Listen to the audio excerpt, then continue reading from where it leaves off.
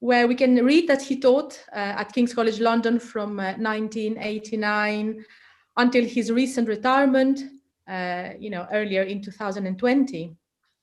David Ricks has worked and published extensively on many Greek poets, among them Solomos, Kalvos, Kavafis, Sikelianos, Anagnostakis, Sinopoulos, Vagenas, and Ganas. We also see that he is the author of The Shade of Homer, a study of Homer's reception in modern Greek poetry that has now become a classic, and also of Byzantine heroic poetry.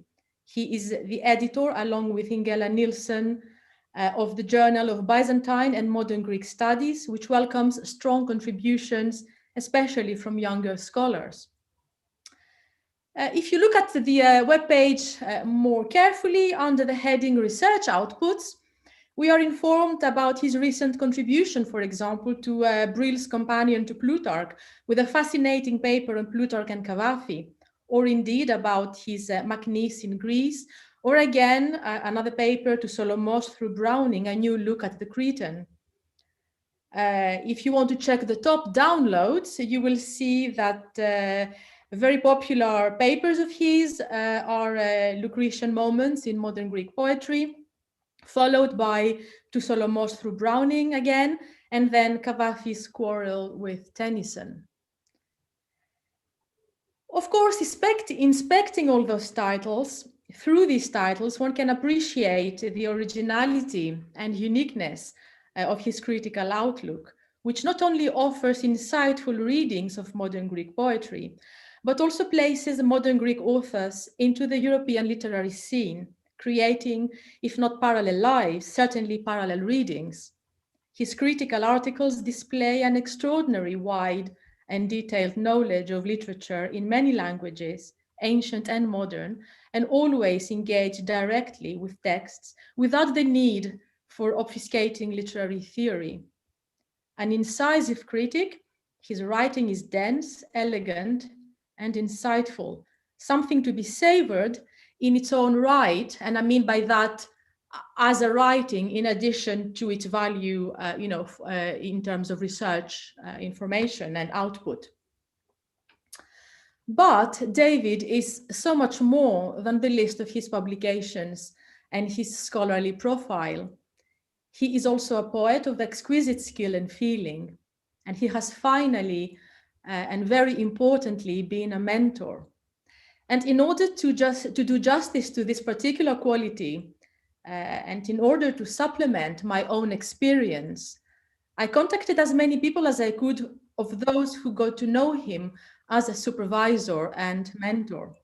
What follows is the essence of the combined testimonies of Anthony Hurst, Zeta Gotzi, Nicholas Kakoufa, Athina Voyadzoglou, Vasilis Letsios, Elsa Manatidou, Irini Loulakaki, Yakovos Menelaou, and myself, who all contributed to shape the portrait of our David, the David that we love.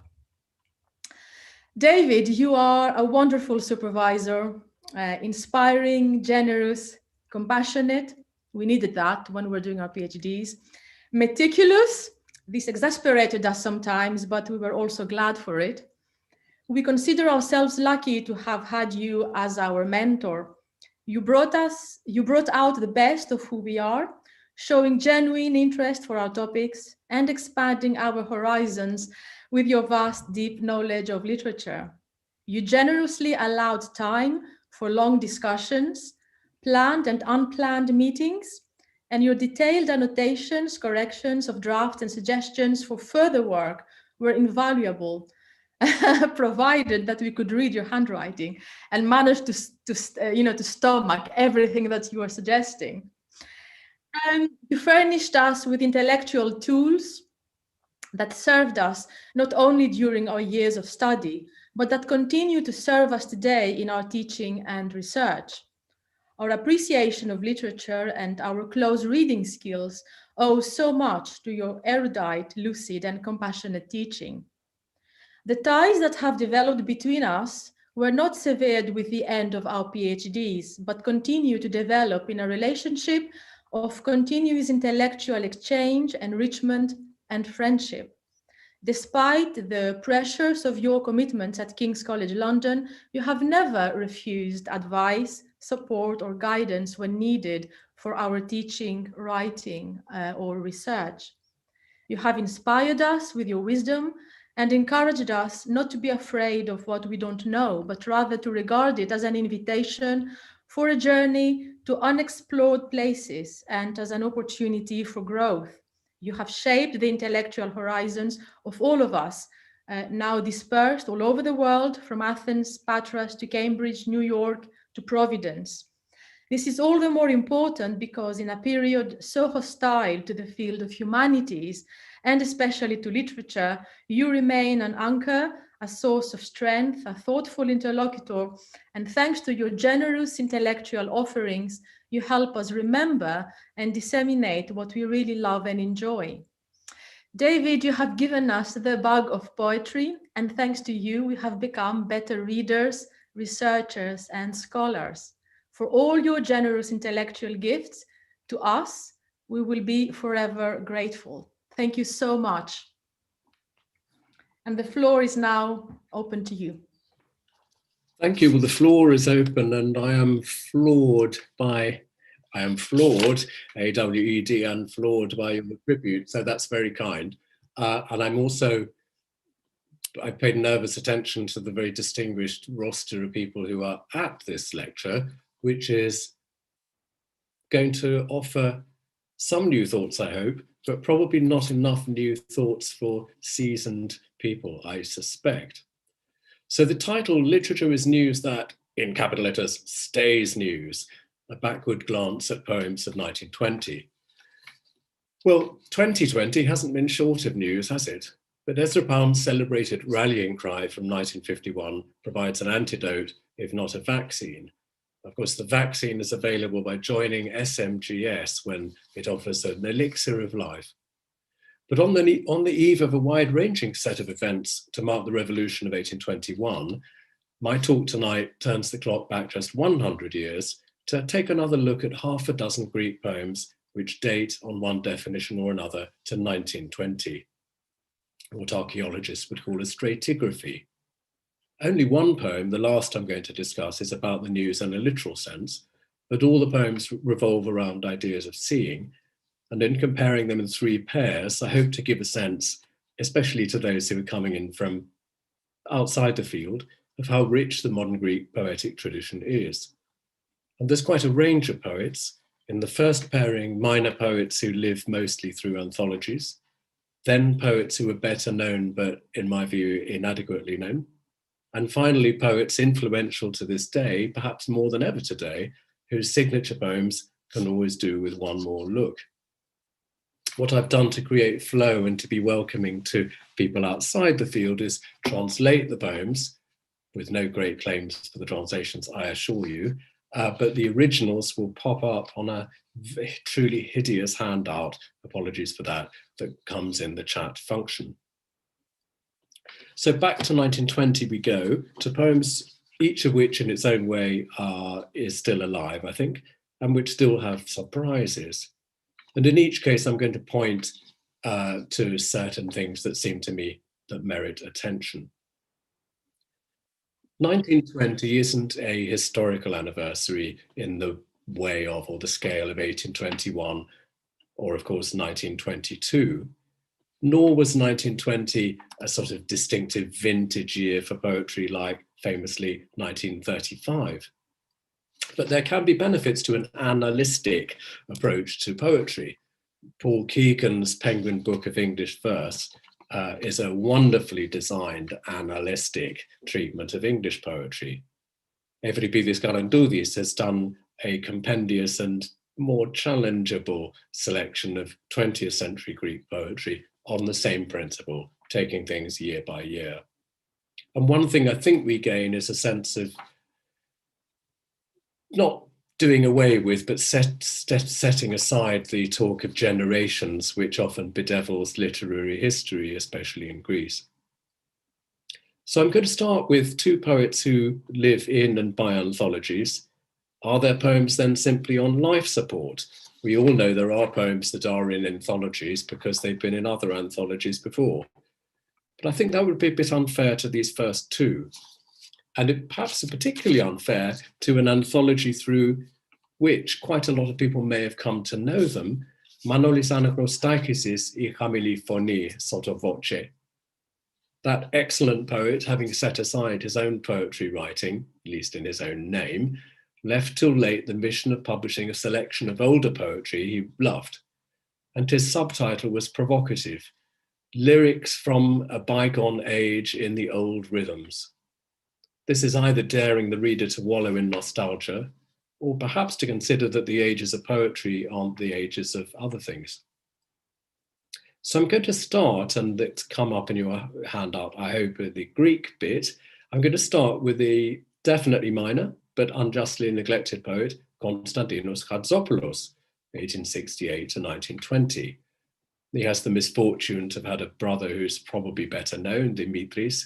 His second misfortune, perhaps, is to be better known as a writer of prose fiction. And some people may only know him because of a drive-by attack on his poetry by Seferis. This poem sees him at the very end of his career, because his first collection was back in 1898, and indeed the end of his life, with a poem from his last collection, Legends of Evening, in Greek, Takaravia, and I'll read it in English. And as I say, I make limited claims and bordering on nil claims for the translations.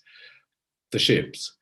And eyes open to the blur, and eyes as if lost in a vision, and eyes smothered by the blur, look out on the ships afar, ships as if lost in a vision.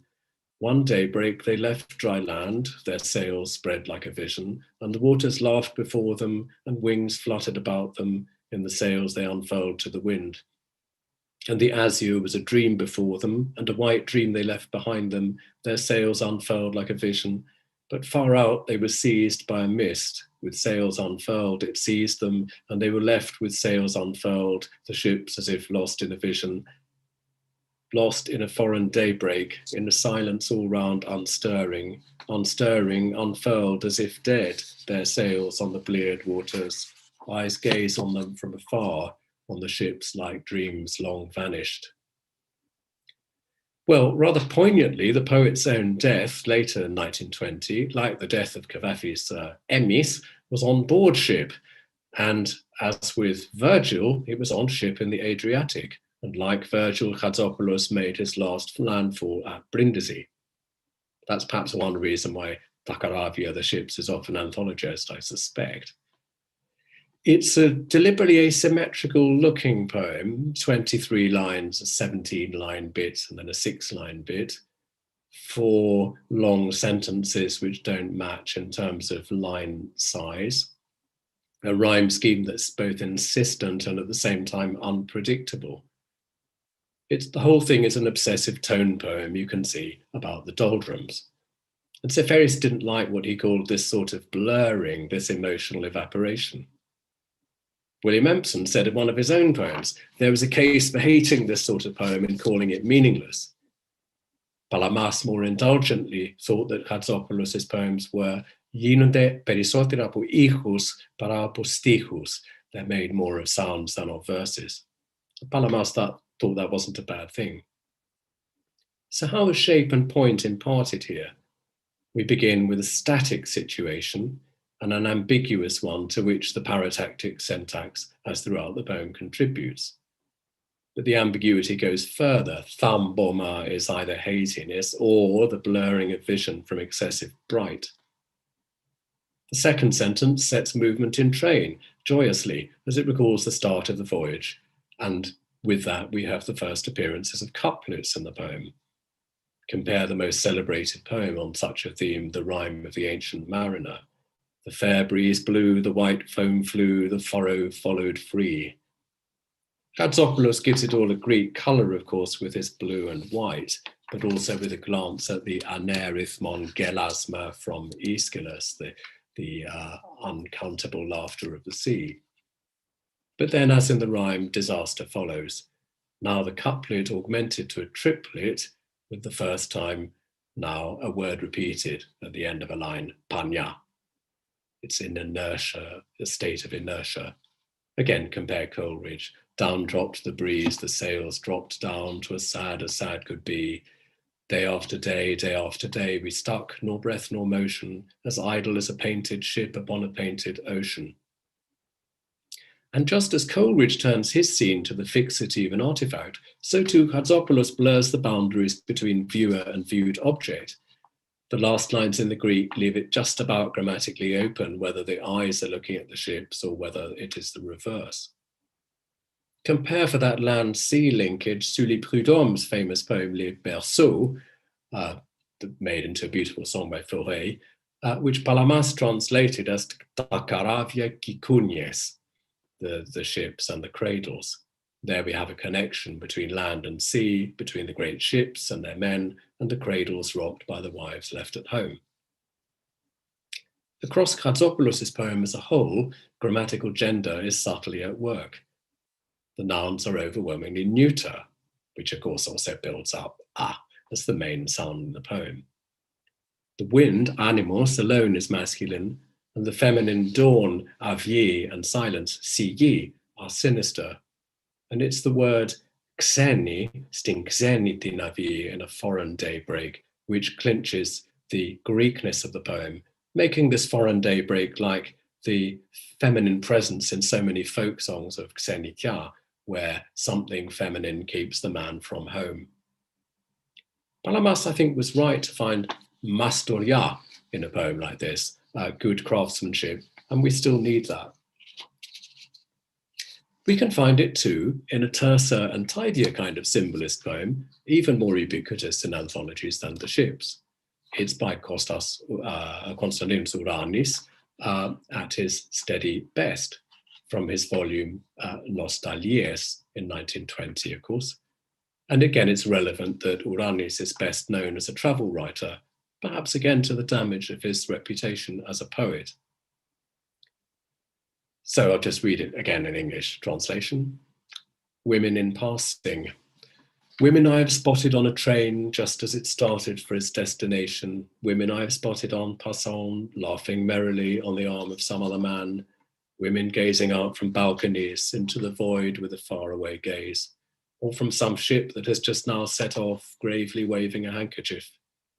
If you but knew with what yearning of a rainy, chilly evening I fetch you back to memory, women who made a momentary passage into my life, and who since then hold my soul fast where I am alien.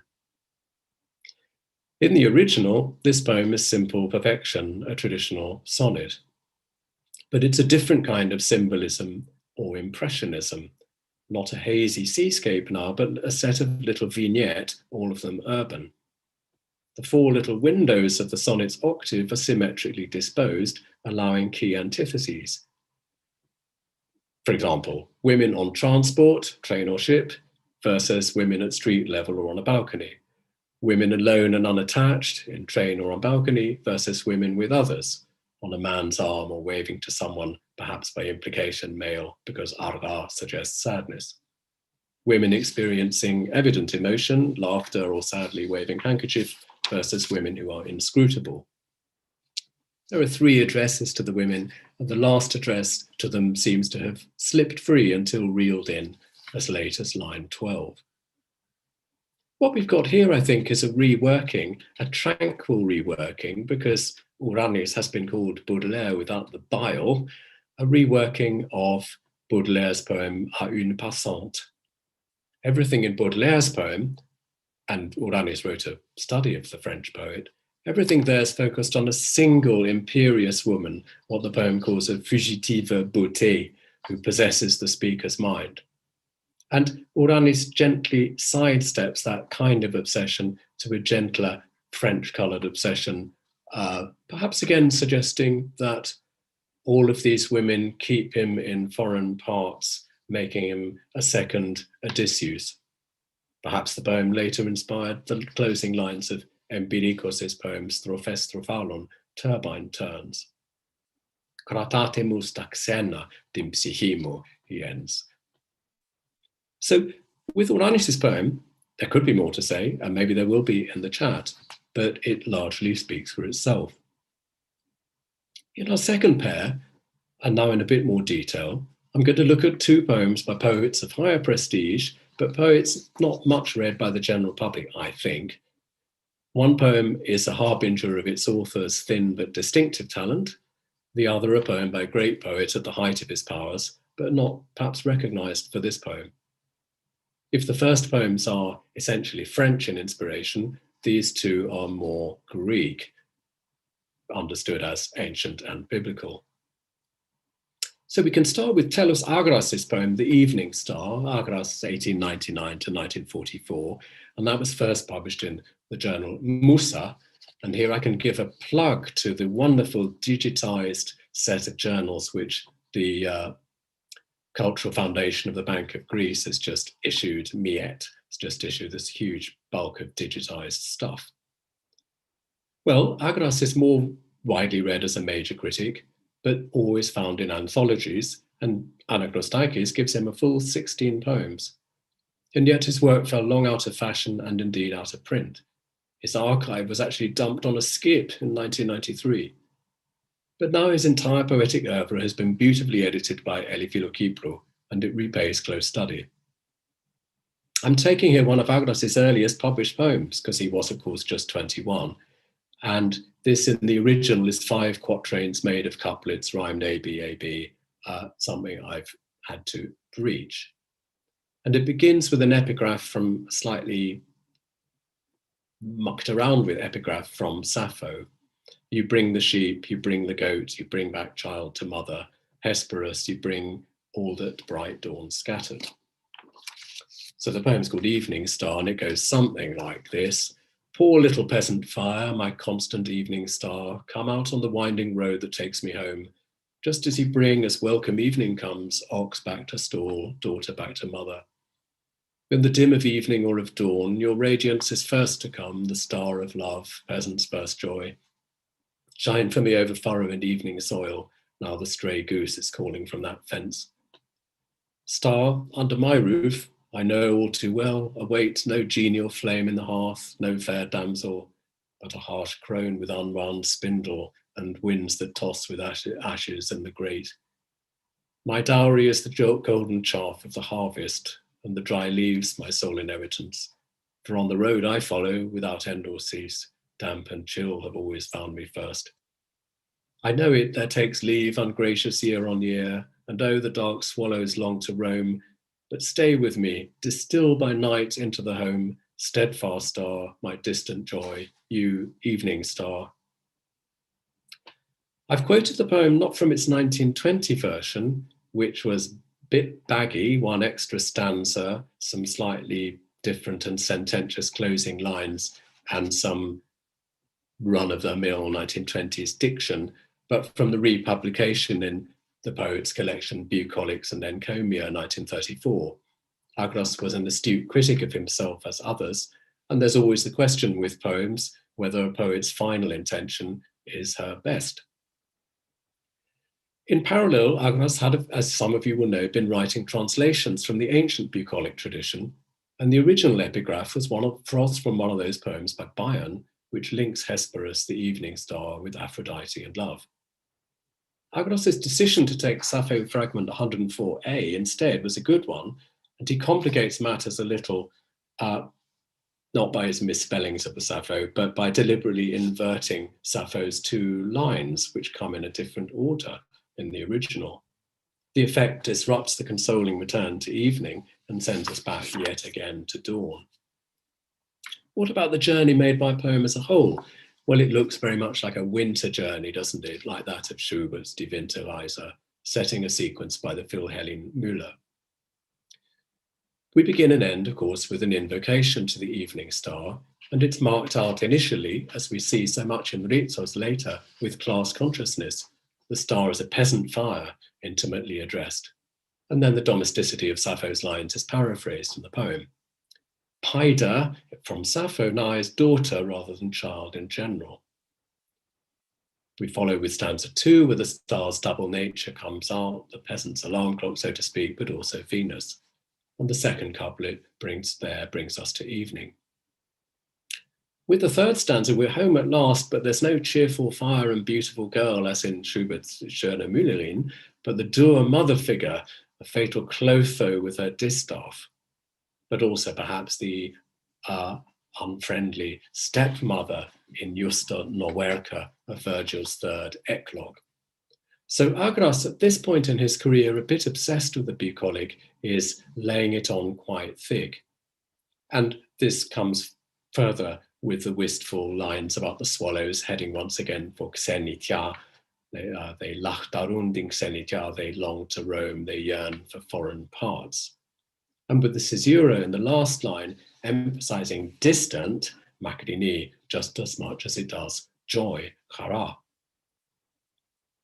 I think clearly Agras thought of this poem as programmatic, and that's one reason why he initially ended the poem with the line, Vichos na vieni to palio bucolico ni Romo, without my old bucolic dream ever coming true.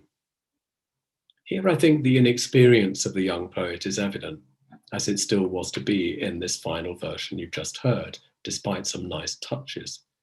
Contrast the assurance of the poem Lying Awake by Thomas Hardy in 1927 at the very end of his life. He begins that famous poem, you, morning tide star, now are steady-eyed over the east. I know it as if I saw you. But Morning Star is still programmatic of Agras's crepuscular best, as he came to develop it with not a bucolic colour anymore, but a distinctive suburban setting. And I think his use of the Sappho is quite ingenious. The Greek past then is overshadowing the poem, and it's filling the next poem, a more ambitious artifact, a poem building on existing achievements and showing a poet flexing his muscles without being, as he can be, muscle-bound. It's our old friend Angelos Sikelianos. And I'll just add a tiny footnote to what our kind introducer said. One of the things I was very pleased to do in those years at King's was to promote the study of Sikelianos as this hugely important Greek poet. And then my students outdid me in all sorts of ways on that front. So this poem by Sikelianos I'm going to mention is part 8 of his poem Easter of the Hellenes, Pascha των Ελλήνων, the boy of 12, or Dodekaetis. It was written as long before as 1914, but only published in the Athenian magazine Ine in 1920 under the not very enticing title Easter of the Hellenes Part 2a. And I've given you just the last 6 of one of the sections in question. This part of the poem as a whole is 144 lines. And here, with fewer claims to any merit in the translation, I'm just going to read out the last 6 stanzas there. Or is it 5? I think it's 5, sorry. The dust of the paths is fragrant as incense. Sunrise binds round his waist a belt of gold. His boyish locks are set in shining array by a steady wind as he makes his way up the mountain. And as when the nightingale settles on a dense bough and feels the persuasion of the ample shade and the heavy scent, and suddenly, filling its respiration from deep in its bones, lets go and its heart pours forth in a single strophe. When they had reached the thickets with the cedar's scent, and the shade was deeper and the rocks solitary, and the birds seemed to sing their quiet song the sweeter, it was as if a secret joy had gathered in his soul. He fancies that all creation round him has contracted into a crown. He fancies his heart has turned into a sweet wellspring's pulse. It seemed he was now solitary on the summit, and the first psalm quivers quietly on his lips. For in the distance, plunged in the sun's glory, intact, veiled in a golden mantle, Jerusalem, you stood out like a bride adorned, ready to be girded with the bridegroom's girdle. This is part of a scene from the early life of Jesus where he's about to set off, or he is on his way to Jerusalem. We're beginning on an early March morning. His parents are heading off for the Passover as they always do, and I'll come back to that. Easter of the Hellenes was episodic, lengthy, even what's left of it, but still incomplete. And it's symptomatic that a working title for it was the quite overweening name, Poema, the poem. It was a conception too ambitious ever to be fulfilled. But some of the achieved parts are very fine, and Sikelianos, often to be trusted in his judgment of his own work, anthologized this poem, The Boy of 12, when he produced his own selected poems, Adidoro, in 1943. Narrative wasn't his forte any more than it had been for Solomos. He produces instead dense kernels of imagery and sound patterning. And I would say this sort of thing is impossible to do in English, hadn't A.E. Stallings done it so well with some of Sikelianos' poems. Yet critics, though they've sometimes been kind about Paskaton Elinon, have scarcely done it justice, the one exception being our member Anthony Hurst.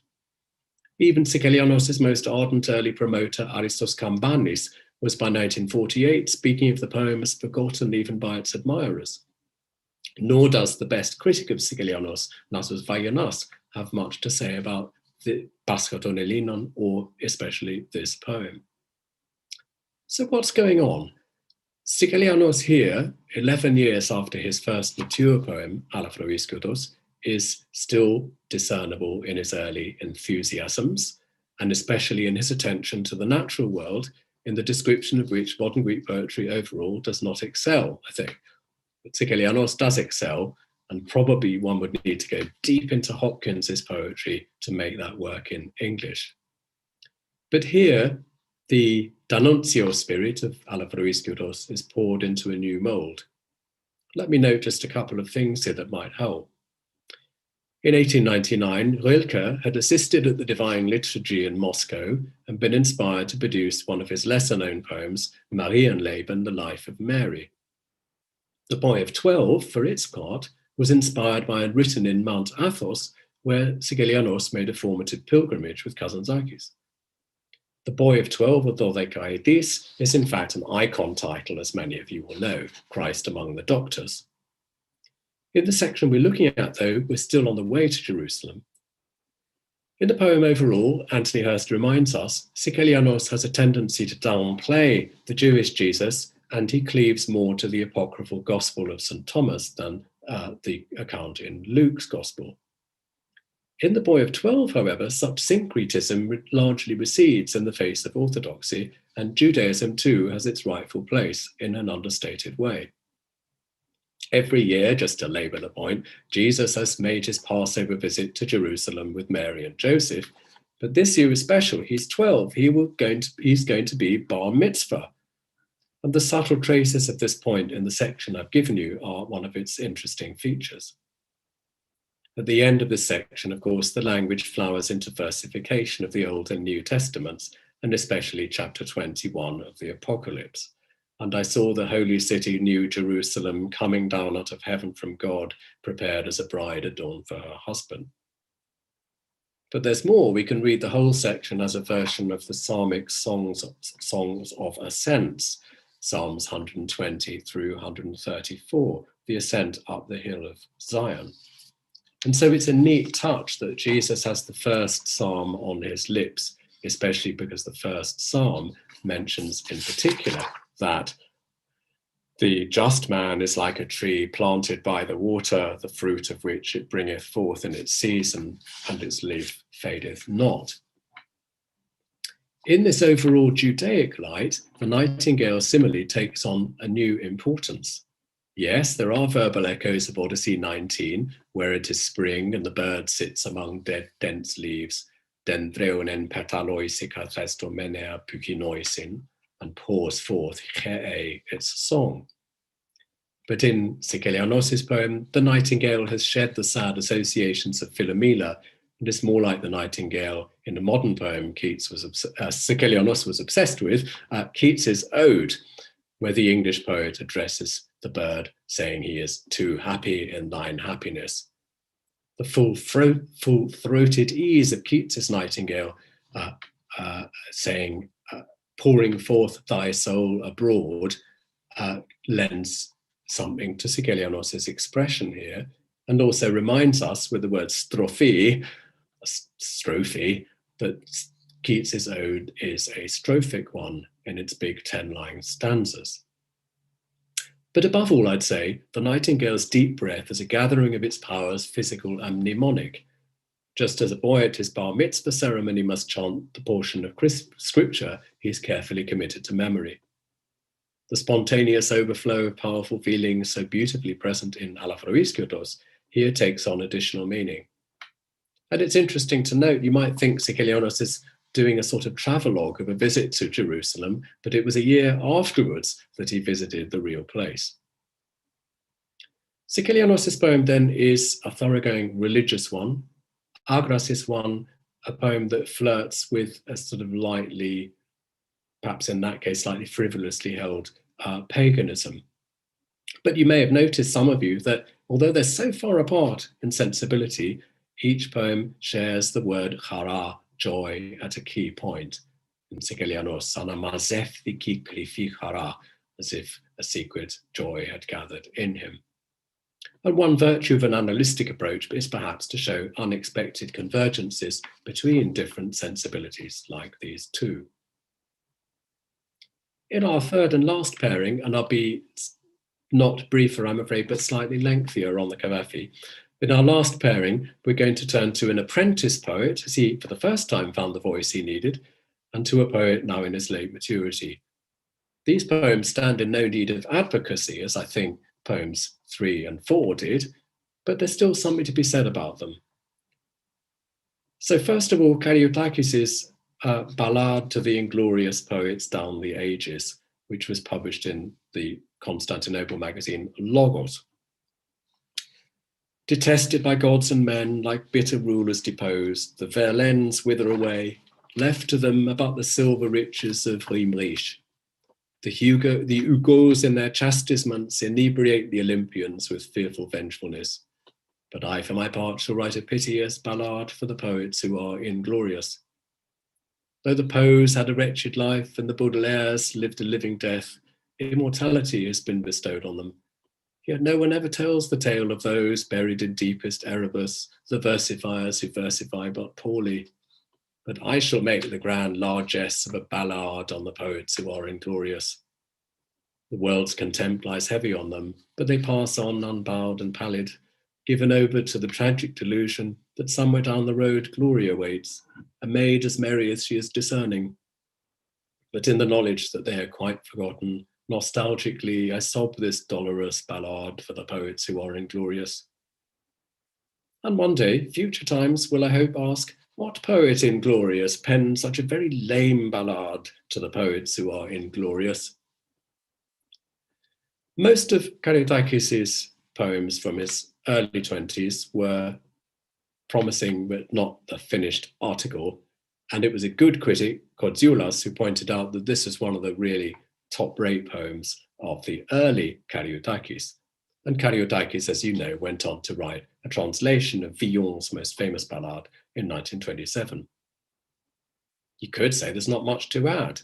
As with Ouranis, it's the competently robust use of a traditional form, though a rarer one in this case. I think there is more to say, though. I've chosen the title, the word inglorious, to translate Arthoxos, picking up really on what Gray's elegy says of the churchyard. Some mute, inglorious Milton here may rest. Gray's being neutral, he doesn't mean a bad poet, but of course the word arthoxos can in Greek, like inglorious in English, mean a sorry failure too. The plurals, you know, the Verlaines, the Poes and all that, they're a critical cliche when we come across this in Palamas and a bit annoying. Yet in Kariotakis' poem, it's rather pointed. It's as if the big poets from the 19th century are perhaps just as much of a collective as all the anonymous lost ones. And it also gives poignancy to a feature, the Villon ballade, for example, on dead kings or dead ladies. Où sont, ubi sunt, where are they now? So for Kariotakis, the great 19th century poets against whom he struggles, and they're French ones, of course, have been granted immortality. The bad poets, the dead ones, are buried deep in Erebus. Here, Erebus, singular, less of a cliche than the pervasive Erevi we get in 1920s poetry. Here again, we could adduce Villon's ballade Des Pendus, the ballad of the hanged men. And Kariotakis could be said here to be engaging in his celebrated gallows humour for the first time. Just as Villon's hanged men warn the reader, ne soyez donc de notre confrérie, do not then be of our confraternity. So Karyotakis' poem is a warning to self and to all unworthy versifiers what awaits them in the grave. An interesting ambiguity of the poem just finally is whether the poets are really in the grave or whether they stalk the earth as revenants, maybe reincarnated as their successors. Or perhaps they're just circulating vaguely in Hades, still awaiting glory, like the thwarted Ajax of Odyssey Book 11, Ajax still pale with anger and unbending. So it's very easy to see why this extremely assured young man's poem hasn't dated to this day and has inspired, of course, modern imitators like Ganas and Vaginas. Well, I'm going to end with the most famous of all modern Greek poets, Cavafy, justly famous, and his poem Darius, which first appeared in one of his 1929 fascicles. From one inglorious poet to another. Darius. The poet Phaneses is at work on the key part of his epic poem, how kingship over the Persians came to be assumed by Darius, son of Hystaspes. It is from him our glorious king descends, Mithridates, Dionysus, and kindly father. But on this point is required a degree of philosophical reflection. He must analyze the feelings Darius would have had, perhaps in arrogance and intoxication. No, more like an understanding of the vanity of greatness. The poet devotes deep thought to the question, but is then interrupted by his servant running in and announcing important news. War is underway with the Romans. The greater part of our army has crossed the border. The poet is dumbfounded. What a disaster! How on earth is our glorious king, Mithridates, Dionysus, and kindly father going to have time for Greek poems? In the middle of a war, just think of it, Greek poems. Phaneses is at a loss. The bad luck! Just when he was positive that with Darius he would confirm his reputation, and as for those critics, that envious crew would shut them out once and for all. What a delay to all his plans, and a delay at best. Let's see if we are even safe in Amisus. It isn't a well-fortified city. They are the most fearsome adversaries, the Romans. Can we see them off, we, the Cappadocians? Can there be any question of it? Can we ever try conclusions with the legions? Great gods, patrons of Asia, help us. And yet, in all this distraction and the to-do, insistently the poetic idea keeps coming and going. The likelihood is, to be sure, arrogance and intoxication. Arrogance and intoxication will have been Darius' feelings. Well, the poem is a very familiar one, but it's worth just reminding ourselves how unexpected its relation to the title is. You'd expect any modern Greek poem about Darius to be, if you're a betting man, about the Battle of Marathon, with its combination of world historical significance and morale-boosting example. Though, of course, the Salamis anniversary this year wasn't such a big show for various reasons. The subject of the Persian Wars is ready to be subverted, as in Robert Graves's famous poem, The Persian Version, with its deliciously ironic lines at the beginning. Truth-loving Persians do not dwell upon the trivial skirmish fought near Marathon. That's the sort of thing which Cavafy would have liked. But what he's doing here with, I think, greater subtlety is to take the subject as refracted through later history. And we have an ambiguity. Is Darius in history, or is it the name of the poem itself, which it is in line 22? Cavafy doesn't produce self-serving self-portraits, yet it was Moulas's acute perception that this poem is written in response to Cavafy's critics, who started to become more prominent, as he did, by that date of 1920. As his reputation grew, so did attacks on it. Hence, while Phaneses is not in the end like Cavafy, he has enough of a family resemblance that his kind creator chooses to give him a lifeline in the poem's last verses. In what ways then is Phaneses unlike Cavafy? There's first of all his job title, the poet Phaneses. It's like the insistently repeated word "bides poets" in Karyotakis' poem we've just looked at. It confines the poet in the cage of a professional title rather than allowing his vocation to issue from inner need. Then we've got his ethnic origin. He has a Persian name, Pharnaz, showing that in arriving at a dispassionate view of Darius, he must seek to seek detachment from his national origins. It was, as some of you may know, a probably playful claim of Cavafy that he too was partly of Persian origin. And then, of course, there's Farnésy's commitment to a genre epic, which Cavafy thought simply unsuitable for the modern age and simply ridiculous when written by Palamas. There's the idea beyond that of there being a key part of a poem where Cavafy's own poetics precisely demands unity of conception and execution, not a clearing away of the plains and foothills before the ascent of Parnassus. But the largest difference, of course, between the two poets, author and speaker, is the fact of patronage. Farnésys is a court poet dependent on a tyrant's favour. The one who claims descent from Darius, Mithridates VI, and attributes to himself an affinity with Dionysus, will prove no kindly father to an erring poet. Greek poems may be for him, as they were for Ali Pasha of Yanina, an agreeable ornament to life, but such poems, written in a Kunstsprache with only a handful of readers, will command no attention in wartime, may even be seen as a pestilential distraction. What should the wars do with these jigging fools, asks Brutus in a line of Shakespeare's Julius Caesar, surely giving Cavafy a line in his poem where poor Farnésys is turning that question on himself. So we've got different layers of history. Darius coming to the throne in 522 BC, the Romans invading Cappadocia in 74 BC, and then, of course, the time when Cavafy chooses to issue his poem, AD 1920, which, even if we want to resist allegorical interpretations of the poet, demands attention. The poet appeared by Cavafy's deliberate design at the height of the Asia-Mani campaign against Mustafa Kemal's Turks, a campaign which would end in 1922 with comprehensive defeat and the tragic expulsion of the Greeks from the age-old homelands. The ill fortune of the Ionian vision, as Michael Llewellyn Smith has called it, did not go unpredicted. And in the field of poetry, Cavafy's poem may be read as a form of prophecy. Sophide prosiondon, as one of his titles says, the wise of the impending. So Greek poems might have their uses in wartime, after all, if only the uses of adversity.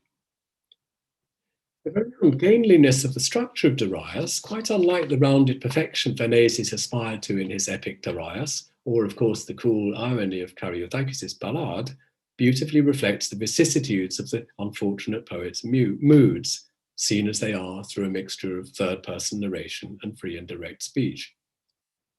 Farnésys begins with confident or at least plodding deliberation. We're not told where his epic begins or ends, but we know that its core is going to be Darius's ascent to power, an ascent perilously close to his own ambitions. Confidence, of course, becomes eroded or at least qualified by the bracketed phrase, "It is from him our glorious king descends, Mithridates, Dionysus, and kindly father." It seems to be an admonition to Farnésys by himself to remember that Mithridates, whose honorifics must always be supplied, is always waiting in the wings.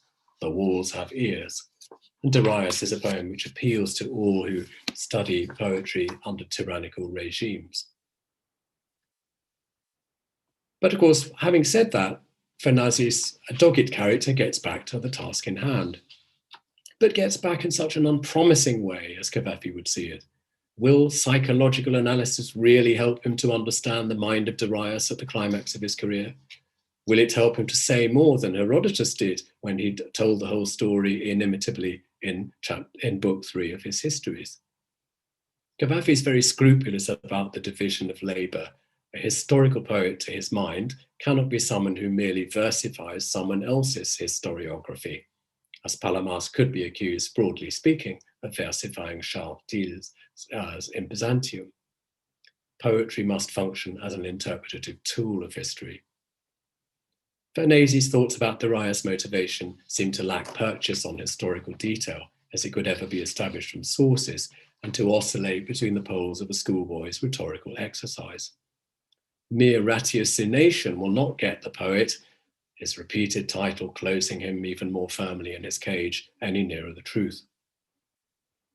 So the servant who enters to destroy this fit of contemplation may be seen as a tragicomic person from Porlock, to recall the person who supposedly interrupted Coleridge writing Kubla Khan. He's tragic because, like a messenger in tragedy, he announces angeli, fateful events. He's comic, perhaps, because he so instantly punctures all the inspired philosophy of the ideas man, as he might equally have done had the message been merely dinner is served. Dumbfounded, the poet takes a narrowly careerist view. There will be no FaceTime now for poets with the commander-in-chief, least of all for poets writing in Greek. The rage and frustration he feels are in fact closely akin to feelings of a king unable to prevail over turbulent enemies. It's as if the magazines of inspiration have been delayed and the unwieldy engine of the epic Darius has no prospect of ever being deployed. Stamping his foot, the poet inveighs against the delays, but without even the chance of finding victims for his ire. More sober reflection, of course, reminds him that though Mithridates has held out so long as a thorn in the Roman side, the power of that empire is such that it can doubtless sweep away this city in Pontus, as did happen a few years later. It's a considerable subtlety on Cavafy's part that he places these events a full 8 years before the eventual downfall of Mithridates in 66 BC. What Pharnaces' fate was is left open, but his plea for the gods' aid is rather ominous, and Mithridates' treatment of his dependents are far from friendly. The fate of the epic poem, however, is starkly certain. It has not survived if it was ever written. And was it ever written? The last section of Cavafy's poem allows an inference, and perhaps gives us a sense of whether he is an inglorious poet in the sense that Karyotakis was thinking of. In order to build on this, as I draw to a close, we must bear in mind a source of Cavafy's poem which is of great importance, yet of quite a different kind. We've noted that Darius himself is behind or to the side of Cavafy's poem. If we read in the rest of history as related by Herodotus, we shall think of Darius' eventual downfall as foreshadowing Mithridates.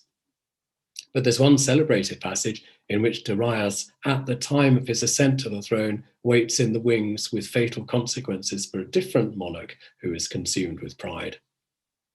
In the book of Daniel, chapter 5, Balthasar is forced to read the signs of the times, the writing on the wall. I quote from the Septuagint, "Then the king's countenance was altered and his thoughts disturbed him, sine tarason afton," possibly giving us the noun tarahi, disturbance or upset in Cavafy. The conclusion of the biblical writer is, of course, gleeful. "And when his heart was uplifted and his spirit full of might in pridefulness," in Greek, to hyperiphanefsaste, when his heart was uplifted and his spirit full of might in pridefulness, he was brought down from the throne of kingship and his honor taken away from him. One reason to suppose that Cavafy would have been interested in this passage from Daniel is the link made by Jewish readers of that book to the later downfall of Antiochus IV Epiphanes, the subject of a Cavafy poem. So it's a second, after the Sigelianos, it's perhaps a second connection with the world of Judaism here. In any case, after the shock of history's impact on his project, Pharnaces is made, surely for the first time, the subject of a visitation of a poetic idea on which he muses, a real idea. This fleeting apparition is the familiar form of Cavafyan inspiration, and though it goes as well as comes, its message is clear. Yes, Darius was arrogant and intoxicated. It's a message capable of being understood only by those who have been saved by history. Pharnaces can't be saved from history. His epic doesn't survive. His person may have fallen foul of his patron or the Romans or both. He may have been torn for his bad verses, like poor Cinna, again in Shakespeare's Julius Caesar. But he can be saved by history, if by that we mean saved from delusion, even at the cost of poetic fragmentariness. His mutterings at the end have the firmness of growing conviction, sadder but wiser, where his repeated phrases earlier in the poem were merely compulsive. All this makes Pharnaces a particularly sympathetic type of the poet to poets all over the world, but especially Greek ones, George Zephyrus, Haris Alexandrou, Nikos Angonopoulos, and contemporary examples too. So 3 pairs of poems. It's more than possible that I'm the only person in the Zoom room or maybe in the universe who finds much to admire in all 6 poems and all 6 poets, actually. If you were going to press me, as people have a habit of doing in chat rooms, about which 2 I would have to keep on a desert island, I perhaps would say the Karioutakis and the Sikelianos, and that's accentuated my mind by the fact that I failed more dismally to translate them adequately than the others. But of course, you also have poems which have subtle connections among them, despite their variety. Think of the functioning of the words xenos or xenitia, stranger or strange or foreign parts. Think of the uses of the words hara, joy. Think of course, in the last poems of the word, seemingly bland or neutral word, bitis. So we can get a greater sense of variety by looking at them together. And with that, we have diversity of form, sonnet, strict quatrains, even a ballade, and then loosened rhyme scheme in the first poem, or the unrhymed iambics of Cavafy's poem. I've wanted to give a bit of a sense of the geographical variety of the origins of these poets. Agrinio and Kalambaka in central Greece, Tripoli in the Peloponnese, Lefkada, Constantinople, Alexandria. And with this, we've got somewhat different registers of Greek, but I wouldn't say any of them are written in Greek that's simply outdated. And I'm going to stay with Nasos Vaginas when he reminds us that the distinction between traditional and modern in poetry is essentially meaningless. And of course, as you've seen, this set of poems gives us very different articulations of what the poetic vocation is, voiced at very different stages in artistic careers, from apprenticeship to achieved mastery. Poems are by people before they take on, if they ever take on, posthumous life. So get around in the world of modern Greek poetry, especially those of you who are currently less familiar with it. There's a whole great gallery beyond this little wintertime slideshow. Thank you very much.